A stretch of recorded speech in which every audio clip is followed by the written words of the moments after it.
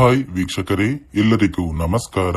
ನೋಡಿ, ಗೃಹಲಕ್ಷ್ಮಿ ಮತ್ತು ಅನ್ನಭಾಗ್ಯ ಯೋಜನೆಯ ಪ್ರತಿಯೊಂದು ಫಲಾನುಭವಿಗಳಿಗೆ ಸರ್ಕಾರದಿಂದ ಭರ್ಜರಿ ಗುಡ್ಡಿಸ್ನ ಕೊಟ್ಟಿದ್ದು, ನಾಳೆ ಗುರುವಾರ ಏಪ್ರಿಲ್ 3ರಂದು ಸರ್ಕಾರ 6,000 ಹಣನ ಜಮಾ ಮಾಡ್ತಾ ಇದೆ. ಗೃಹಲಕ್ಷ್ಮಿ ಯೋಜನೆಯ 2 ತಿಂಗಳ 4,000 ಹಣ ಮತ್ತು ಅನ್ನಭಾಗ್ಯ ಯೋಜನೆಯ 5 ತಿಂಗಳ 2,000 ಹಣ, ಒಟ್ಟು 6,000 ಹಣನ 29 ಜಿಲ್ಲೆಗಳಿಗೆ ಜಮಾ ಮಾಡ್ತಾ ಇದ್ದು, ಈ 6,000 ಹಣನ ನೀವು ಪಡ್ಕೋಬೇಕು ಅಂದ್ರೆ ಸರ್ಕಾರ ಪ್ರತಿಯೊಬ್ಬರಿಗೂ 5 ಹೊಸ ನಿಯಮಗಳನ್ನ ಕೂಡ ಜಾರಿಗೆ ತಂದಿದೆ. ಹಾಗಾದ್ರೆ ಬನ್ನಿ ಸ್ನೇಹಿತರೆ, ಆ ನಿಯಮಗಳು ಏನು ಮತ್ತು ಯಾವ ಜಿಲ್ಲೆಗಳಿಗೆ ಹಣ ಜಮಾ ಆಗ್ತಾ ಇದೆ ಅಂತ ನಾನು ನಿಮಗೆ ತಿಳಿಸ್ಕೊಡ್ತಾ ಇದ್ದೀನಿ. ಅದಕ್ಕಿಂತ ಮೊದಲು ನೋಡಿ ಸ್ನೇಹಿತರೆ, ನೀವೇನಾದ್ರೂ ಇನ್ನೂ ಕೂಡ ನನ್ನ ಚಾನೆಲ್ ನ ಸಬ್ಸ್ಕ್ರೈಬ್ ಆಗಿಲ್ಲ ಅಂದ್ರೆ ದಯವಿಟ್ಟು ಪ್ರತಿಯೊಬ್ಬರು ಚಾನೆಲ್ ನ ಸಬ್ಸ್ಕ್ರೈಬ್ ಮಾಡ್ಕೊಳ್ಳಿ, ಹಾಗೆ ವಿಡಿಯೋಗೆ ಒಂದು ಲೈಕ್ ನ ಕೊಡಿ.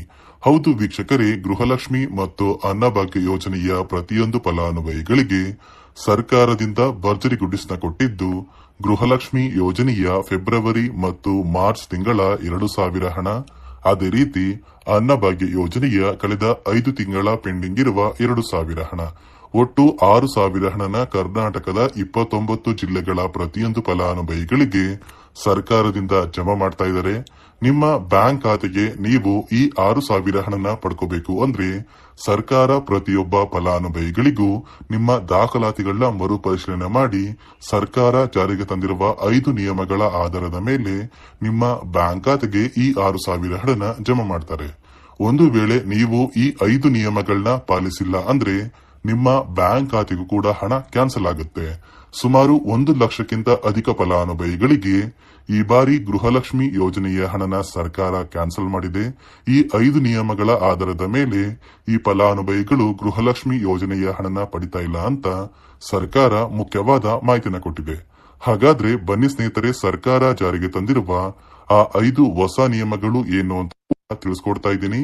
ಅದಕ್ಕಿಂತ ಮೊದಲು ನೋಡಿ ಸ್ನೇಹಿತರೆ, ನಾಳೆ ಗುರುವಾರ ಏಪ್ರಿಲ್ 3ರಂದು ಕರ್ನಾಟಕದ ಯಾವ 29 ಜಿಲ್ಲೆಗಳಿಗೆ ಸರ್ಕಾರ ಗೃಹಲಕ್ಷ್ಮಿ ಯೋಜನೆಯ 4,000 ಹಣ ಮತ್ತು ಅನ್ನಭಾಗ್ಯ ಯೋಜನೆಯ 5 ತಿಂಗಳ 2,000 ಹಣ, ಈ 6,000 ಹಣನ ಜಮಾ ಮಾಡ್ತಾ ಇದೆ ಅಂದ್ರೆ, ಮೊದಲಿಗೆ ಬಾಗಲಕೋಟೆ, ಬೆಳಗಾವಿ, ವಿಜಯಪುರ, ಧಾರವಾಡ, ಗದಗ, ಹಾವೇರಿ, ಉತ್ತರ ಕನ್ನಡ, ಬೆಂಗಳೂರು ನಗರ, ಬೆಂಗಳೂರು ಗ್ರಾಮಾಂತರ, ರಾಮನಗರ, ಚಿಕ್ಕಬಳ್ಳಾಪುರ, ಚಿತ್ರದುರ್ಗ, ದಾವಣಗೆರೆ, ಕೋಲಾರ, ಶಿವಮೊಗ್ಗ, ತುಮಕೂರು, ಬಳ್ಳಾರಿ, ಬೀದರ್, ಕಲಬುರಗಿ, ಕೊಪ್ಪಳ, ರಾಯಚೂರು, ಯಾದಗಿರಿ, ವಿಜಯನಗರ, ಚಾಮರಾಜನಗರ, ಚಿಕ್ಕಮಗಳೂರು, ದಕ್ಷಿಣ ಕನ್ನಡ, ಹಾಸನ, ಕೊಡಗು, ಮಂಡ್ಯ, ಮೈಸೂರು ಮತ್ತು ಉಡುಪಿ, ಈ 29 ಜಿಲ್ಲೆಗಳ ಪ್ರತಿಯೊಂದು ಫಲಾನುಭವಿಗಳಿಗೆ ಗೃಹಲಕ್ಷ್ಮಿ ಯೋಜನೆಯ ಫೆಬ್ರವರಿ ಮತ್ತು ಮಾರ್ಚ್ ತಿಂಗಳ 4,000 ಹಣ,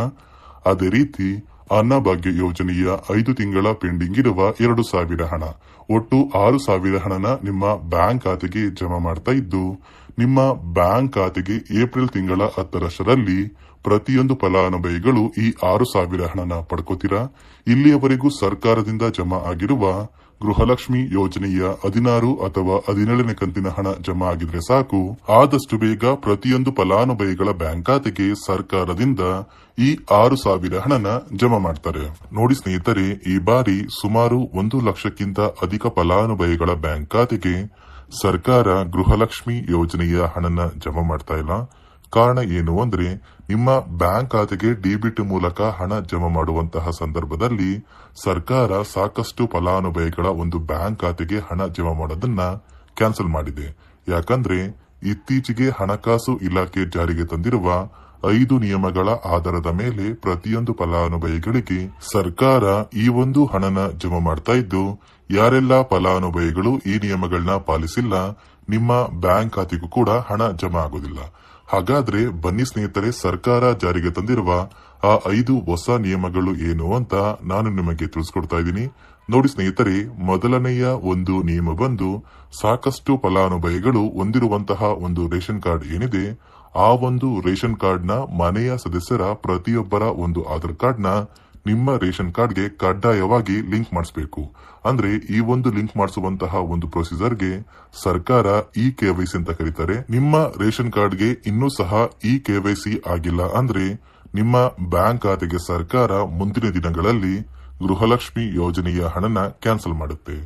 ಅದೇ ರೀತಿ ಎರಡನೆಯ ಒಂದು ನಿಯಮ ಬಂದು, ಸಾಕಷ್ಟು ಫಲಾನುಭವಿಗಳು ಕಳೆದ 3 ತಿಂಗಳಿಂದ ಸರ್ಕಾರದಿಂದ ಬರ್ತಾ ಇರುವಂತಹ ಒಂದು ರೇಷನ್ ಏನಿದೆ, ಅಂದ್ರೆ ಉಚಿತ ಅಕ್ಕಿ ಏನಿದೆ, ಈ ಒಂದು ರೇಷನ್ ನ ಪಡ್ಕೋತಾ ಇಲ್ಲ. ಒಂದು ವೇಳೆ ಕಳೆದ 3 ತಿಂಗಳಿಂದ ನೀವು ರೇಷನ್ ನ ಪಡ್ಕೊಂಡಿಲ್ಲ ಅಂದ್ರೆ ಸರ್ಕಾರ ನಿಮ್ಮ ಬಳಿ ಇರುವಂತಹ ಒಂದು ರೇಷನ್ ಕಾರ್ಡ್ ನ ಕ್ಯಾನ್ಸಲ್ ಮಾಡುತ್ತೆ. ನಿಮ್ಮ ರೇಷನ್ ಕಾರ್ಡ್ ನ ಸರ್ಕಾರ ಕ್ಯಾನ್ಸಲ್ ಮಾಡಿದ್ರೆ ನಿಮ್ಮ ಬ್ಯಾಂಕ್ ಖಾತೆಗೆ ಗೃಹಲಕ್ಷ್ಮಿ ಯೋಜನೆಯ ಹಣ ಇರಬಹುದು ಮತ್ತು ಸರ್ಕಾರದಿಂದ ಬರುವಂತಹ ಒಂದು ಸೌಲಭ್ಯಗಳನ್ನ ನೀವು ಕಳ್ಕೋಬೇಕಾಗುತ್ತೆ. ಅದೇ ರೀತಿ ಮೂರನೆಯ ಒಂದು ನಿಯಮ ಬಂದು, ನೋಡಿ ಸ್ನೇಹಿತರೆ, ನಿಮ್ಮ ಬಳಿ ಇರುವಂತಹ ಒಂದು ಆಧಾರ್ ಕಾರ್ಡ್ ಏನಿದೆ, ಆ ಒಂದು ಆಧಾರ್ ಕಾರ್ಡ್ ನ ಕಳೆದ 15 ವರ್ಷಗಳಲ್ಲಿ ನೀವು ಯಾವುದೇ ರೀತಿಯ ಒಂದು ತಿದ್ದುಪಡಿನ ಮಾಡಿಸಿಲ್ಲ ಅಂದ್ರೆ ನಿಮ್ಮ ಬ್ಯಾಂಕ್ ಖಾತೆಗೆ ಸರ್ಕಾರ ಗೃಹಲಕ್ಷ್ಮಿ ಯೋಜನೆಯ ಹಣನ ಕ್ಯಾನ್ಸಲ್ ಮಾಡುತ್ತೆ. ಯಾಕಂದ್ರೆ ಸರ್ಕಾರದಿಂದ ಬಂದಿರುವಂತಹ ಒಂದು ಆದೇಶದ ಪ್ರಕಾರ ಪ್ರತಿಯೊಂದು ಫಲಾನುಭವಿಗಳು ಕಳೆದ 15 ವರ್ಷಗಳಲ್ಲಿ ಯಾವುದೇ ರೀತಿಯ ಒಂದು ತಿದ್ದುಪಡಿನ ನಿಮ್ಮ ಆಧಾರ್ ಕಾರ್ಡ್ಗೆ ನೀವು ಮಾಡಿಸಿಲ್ಲ ಅಂದ್ರೆ ಕಡ್ಡಾಯವಾಗಿ ಆದಷ್ಟು ಬೇಗ ನಿಮ್ಮ ಆಧಾರ್ ಕಾರ್ಡ್ಗೆ ತಿದ್ದುಪಡಿನ ಮಾಡಿಸಿ. ಅದೇ ರೀತಿ ನಾಲ್ಕನೆಯ ಒಂದು ನಿಯಮ ಬಂದು, ನಿಮ್ಮ ಕುಟುಂಬದ ಒಂದು ವಾರ್ಷಿಕ ಆದಾಯ 7 ಲಕ್ಷಕ್ಕಿಂತ ಕಡಿಮೆ ಇರಬೇಕು. ಒಂದು ವೇಳೆ ನಿಮ್ಮ ಕುಟುಂಬದ ವಾರ್ಷಿಕ ಆದಾಯ 7 ಲಕ್ಷಕ್ಕಿಂತ ಜಾಸ್ತಿ ಇದ್ರೆ ನಿಮ್ಮ ಬ್ಯಾಂಕ್ ಖಾತೆಗೆ ಸರ್ಕಾರ ಗೃಹಲಕ್ಷ್ಮಿ ಯೋಜನೆಯ ಹಣನ ಕ್ಯಾನ್ಸಲ್ ಮಾಡುತ್ತೆ. ಅದೇ ರೀತಿ ಐದನೆಯ ಒಂದು ನಿಯಮ ಬಂದು, ನಿಮ್ಮ ಕುಟುಂಬದ ಸದಸ್ಯರು ಅಥವಾ ಗೃಹಲಕ್ಷ್ಮಿ ಯೋಜನೆಯ ಫಲಾನುಭವಿಗಳು ಯಾರು ಕೂಡ ಸರ್ಕಾರಿ ನೌಕರರಾಗಿ ಕಾರ್ಯನಿರ್ವಹಿಸ್ತಾ ಇರಬಾರದು. ಒಂದು ವೇಳೆ ನಿಮ್ಮ ಕುಟುಂಬದಲ್ಲಿ ಯಾರೇ ಆಗಿದ್ರೂ ಸರ್ಕಾರಿ ನೌಕರರಾಗಿ ಕಾರ್ಯನಿರ್ವಹಿಸ್ತಾ ಇದ್ರೆ ನಿಮ್ಮ ಬ್ಯಾಂಕ್ ಖಾತೆಗೆ ಗೃಹಲಕ್ಷ್ಮಿ ಯೋಜನೆಯ ಹಣ ಕ್ಯಾನ್ಸಲ್ ಆಗುತ್ತೆ. ಈ 5 ನಿಯಮಗಳ ಆಧಾರದ ಮೇಲೆ ಪ್ರತಿಯೊಂದು ಫಲಾನುಭವಿಗಳಿಗೆ ಸರ್ಕಾರ ಹಣ ಜಮಾ ಮಾಡ್ತಾ ಇದೆ. ಒಂದು ವೇಳೆ ನೀವು ಈ 5 ನಿಯಮಗಳನ್ನ ಪಾಲಿಸಿಲ್ಲ ಅಂದ್ರೆ ನೀವು ಕೂಡ ಗೃಹಲಕ್ಷ್ಮಿ ಯೋಜನೆಯ ಹಣದಿಂದ ವಂಚಿತರಾಗಬೇಕಾಗುತ್ತೆ. ನೋಡಿ ಸ್ನೇಹಿತರೆ, ನಾಳೆ ಗುರುವಾರ ಏಪ್ರಿಲ್ 3ರಂದು ಕರ್ನಾಟಕದ 29 ಜಿಲ್ಲೆಗಳ ಪ್ರತಿಯೊಂದು ಫಲಾನುಭವಿಗಳಿಗೆ ಗೃಹಲಕ್ಷ್ಮಿ ಯೋಜನೆಯ 2 ತಿಂಗಳ 4,000 ಹಣ ಮತ್ತು ಅನ್ನಭಾಗ್ಯ ಯೋಜನೆಯ 5 ತಿಂಗಳ 2,000 ಹಣ, ಒಟ್ಟು 6,000 ಹಣನ 29 ಜಿಲ್ಲೆಗಳಿಗೆ ಜಮಾ ಮಾಡ್ತಾ ಇದ್ದು, ಈ 6,000 ಹಣ ಕೆಲವೇ ದಿನಗಳಲ್ಲಿ ಪ್ರತಿಯೊಂದು ಫಲಾನುಭವಿಗಳಿಗೆ ಜಮಾ ಆಗುತ್ತೆ. ಈ ಬಾರಿ ಅನ್ನಭಾಗ್ಯ ಯೋಜನೆಯ 2,000 ಹಣ ಜಮಾ ಆದ ನಂತರ ಮುಂದಿನ ತಿಂಗಳಿಂದ ಯಾವುದೇ ಕಾರಣಕ್ಕೂ ಸರ್ಕಾರ ಈ ಅಕ್ಕಿ ಬದಲು ಹಣನ ಫಲಾನುಭವಿಗಳಿಗೆ ಜಮಾ ಮಾಡೋದಿಲ್ಲ. ಕಾರಣ ಏನು ಅಂದ್ರೆ ಅನ್ನಭಾಗ್ಯ ಯೋಜನೆಯಲ್ಲಿ ಇವಾಗ ಪ್ರತಿಯೊಂದು ಫಲಾನುಭವಿಗಳಿಗೆ ಉಚಿತ 15 ಕೆಜಿ ಅಕ್ಕಿನ ಸರ್ಕಾರ ನೀಡ್ತಾ ಇದೆ. ಅದೇ ಒಂದು ಕಾರಣಕ್ಕೆ ಇನ್ನು ಮುಂದೆ ಈ ಅಕ್ಕಿ ಬದಲು ಹಣ ಜಮಾ ಆಗೋದಿಲ್ಲ ಅಂತ ಹೇಳ್ತಾ, ಇದಿಷ್ಟು ಗೃಹಲಕ್ಷ್ಮಿ ಮತ್ತು ಅನ್ನಭಾಗ್ಯ ಯೋಜನೆಯ ಪ್ರತಿಯೊಂದು ಫಲಾನುಭವಿಗಳಿಗೆ ಸರ್ಕಾರದಿಂದ ಬಂದಿರುವಂತಹ ಒಂದು ಹೊಸ ಮಾಹಿತಿಯಾಗಿದೆ. ನೋಡಿ ಸ್ನೇಹಿತರೆ, ನಾನು ಕೊಟ್ಟಿರುವ ಮಾಹಿತಿ ನಿಮ್ಗೆ ಇಷ್ಟ ಆಗಿದ್ರೆ ದಯವಿಟ್ಟು ಪ್ರತಿಯೊಬ್ಬರು ನನ್ನ ಚಾನೆಲ್ ನ ಸಬ್ಸ್ಕ್ರೈಬ್ ಮಾಡ್ಕೊಳ್ಳಿ, ಹಾಗೆ ವಿಡಿಯೋಗೆ ಒಂದು ಲೈಕ್ ನ ಕೊಡಿ.